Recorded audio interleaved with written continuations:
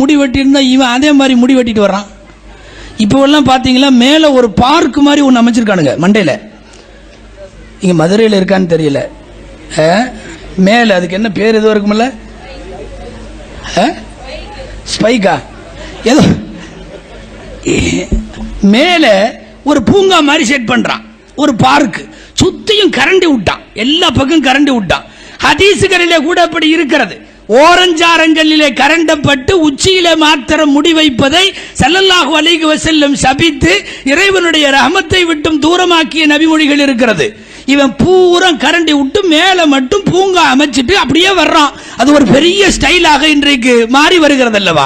நீங்க நுனியை தேடி வேரை தேடி புறப்பட்டால் எங்காவது ஒரு கிரிக்கெட் ஸ்டார் அந்த கட்டிங் பண்ணியிருப்பான், இல்லைன்னா ஏதாவது ஒரு திரைப்படத்தினுடைய நடிகன் ஏதாவது அதை பண்ணி இருப்பான். யார் யாரோ உன்னுடைய வாழ்க்கை தடத்தை